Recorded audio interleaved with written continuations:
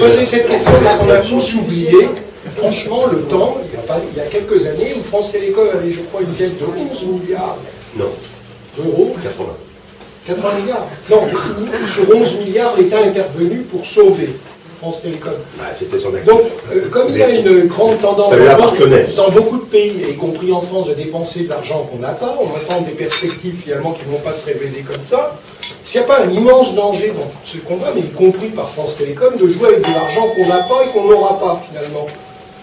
Est-ce que c'est pas dangereux tous ces jeux où je suis sur le cinéma, j'ai les droits, je suis sur le foot, je veux faire de la culture, je veux faire tout ça, mais est-ce qu'il y a l'argent? Mais aujourd'hui, qui va payer demain? Est-ce que c'est pas une pyramide de Ponzi? Aujourd'hui, c'est une maison. On va parler de Madoff. C'est une maison, et on lui en a déjà fait le reproche, bien injustement, mais ce pays est ainsi fait qu'il vit ses paradoxes au quotidien. On lui a fait le reproche, mais elle gagne 8 milliards d'euros de cash tous les ans. Donc elle a largement les moyens de se payer un match à 140 millions, si elle considère que c'est stratégique pour elle. Après, on peut discuter, mais ça permet au management d'Orange de discuter de ce qui lui semble être stratégique pour lui. Il écoute les avis extérieurs avec grand plaisir, mais en l'occurrence, ça avait été considéré comme stratégique, et je pense qu'au moment où ça a été fait, ça l'était. Donc, la maison gagne de l'argent. La maison, sous la présidence successive de Thierry Breton, de Didier Lombard et de Stéphane Richard, a fait tomber son endettement de 80 milliards à 37 ou 36, je crois, aujourd'hui. Grâce à l'État. Mais grâce au fait qu'elle a remboursé sur ses propres, sauf sur le fait qu'elle fait des bénéfices. Et que c'est quand même une maison qui aujourd'hui est formidablement bien gérée, a réussi à prendre le virage d'Internet. Il y a beaucoup d'opérateurs de télécom en Europe qui se sont écroulés. Je ne vais pas les citer parce que je ne veux pas avoir d'ennui avec mes camarades européens. Mais il reste aujourd'hui en grands acteurs internationaux. Il ne reste plus tant que ça. Orange est un grand champion national, un grand champion français des télécommunications. Et honnêtement, se dire aujourd'hui qu'on est capable de matcher correctement avec Deutsche Telekom ou avec Telefonica qui sont en Europe les deux gros acteurs, où nous sommes vraiment des compétiteurs de ces gens-là, ça s'est fait comment? Ça s'est pas fait grâce à l'État, ça s'est fait grâce au fait qu'il y a eu à la tête d'Orange et chez Orange des centaines de milliers de salariés qui ont travaillé à ça. Et c'est pas l'État, ça tombe pas du ciel, c'est pas une manne qui est tombée soviétiquement du comité central. Hein. Il a bien fallu qu'on se remonte les manches et qu'on aille suer sur... et moi je parle d'autant mieux, j'étais pas. Mais enfin, toute la période Breton. Et puis, même les folies financières de l'époque de Michel Bon, ça a créé la richesse d'Orange. Aujourd'hui, que serions-nous sans Orange?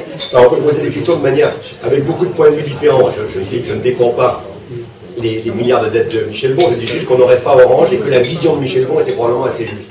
Donc tout ça, aujourd'hui, c'est une maison qui est prospère, qui affronte les défis du numérique de manière consciente, avec une stratégie, avec des hommes qui sont à disposition de cette stratégie. Alors, c'est très compliqué, parce que c'est probablement l'activité la plus complexe à anticiper. C'est quand même une façon de faire payer les conneries ou les errements de certains agissements financiers et commerciaux par le consommateur au final. C'est comme pour les banquiers, c'est les frais bancaires qui financent les possibilités de bêtises des banques. C'est pareil pour France Télécom. La facture elle aurait pu baisser s'il n'y avait pas des milliards qui avaient été dispersés n'importe comment. Et c'est le consommateur qui paye. Je ne vois pas très bien ce à quoi tu fais allusion.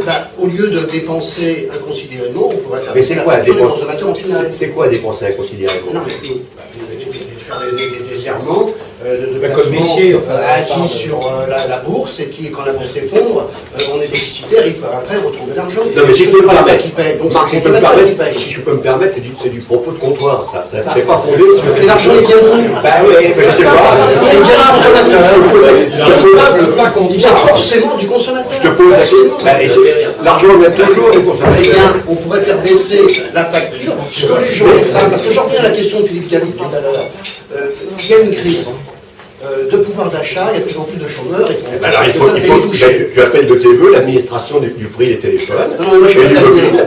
Eh bien, il n'y a pas de problème. On va confier au ministère de l'Industrie le soin de pour entente avec les autres opérateurs, je rappelle, elle est condamnée par le Conseil de la concurrence. Et justement, c'était parce qu'elle avait, la compagnie avait tendance à porter ses prix vers le haut. Mais comme Microsoft a eu des problèmes de cette nature, je ne vois pas l'intérêt de pointer du doigt ce genre. Bien sûr, c'est intéressant, mais on peut avoir une conversation uniquement avec 50 millions de consommateurs. Si vous voulez, moi je veux bien, mais c'est pas à moi que vous posez des questions. Honnêtement, ça n'a pas de sens. Intellectuellement, vous ne pourrez pas me faire admettre que ce que vous dites a du sens. Mais voilà. Le Parisien, il faut le trouver au comptoir. Intellectuellement, pardonne-moi, l'idée qu'il faut séparer le bon grain du livret, qu'il y a des investissements qui comptent. Chaque année, il y a des milliards d'euros qui sont mis par des types qui tirent des lignes pour que tu puisses téléphoner correctement et que ton téléphone mobile ne t'abonne pas la tête. On fait des recherches avec la recherche et développement. Alors, on peut toujours ensuite dire ça marche pas, mais là, je veux dire, on va parler de la presse, mais on va dire que collectivement, parce que moi j'ai été éditeur, on s'est laissé bouffer par les NMPP, et que si la presse est en crise aujourd'hui, c'est pas grave que le courage, de dire la vérité, c'est qu'il y avait 50% du pognon qui partait en fumée. Non, mais alors on peut tous dire comme ça. Mais si c'est pour avoir des propos, moi je peux avoir des propos du Café du Commerce, mais ça n'a pas d'intérêt. Voilà ce que je veux te dire. La facture finale que paye le consommateur. Eh bien, c'est sûr. D'accord, alors je vais te dire, honnêtement, quand tu payes ta scénique, franchement, le salaire d'Alonso, je le trouve bien cher, moi. D'accord, mais d'accord, ok. Technique et terre à terre. Non, mais est-ce qu'il faut faire de la Formule 1 quand je suis Renault? Est-ce qu'il faut faire des vacances du vent quand je suis Peugeot pour me faire taper par Renault? C'est grave ce souci de mépris comme ça du consommateur. Mais je ne méprise pas le consommateur, je dis juste que la séparation, au contraire, j'aime la... Non mais je termine avec ça. J'ai un souci permanent du consommateur, toute ma vie j'ai fait ça, je me suis intéressé à du public toute ma vie. C'est mon métier de m'intéresser aux consommateurs, au public, de faire en sorte qu'il y ait des contenus qui ne soient pas trop débiles, qu'on puisse le respecter, qu'on fasse en sorte qu'il soit le plus heureux possible lorsqu'on lui offre. C'est mon boulot. Donc, ne me dis pas de ne se mettre pas consommateur, simplement me faire dire qu'il faut enlever ça là, parce que ça c'est vraiment beaucoup d'argent. Alors vous avez mis 140 millions sur le foot, ça ne fait pas sens ça. Alors faites-nous baisser la facture parce qu'on va enlever 140 millions du foot. Ça ne fait pas sens. Voilà, je peux me permettre de te le dire, je trouve ça n'a pas de sens. Je vais finir par ressembler à Le Lait, il faut pas.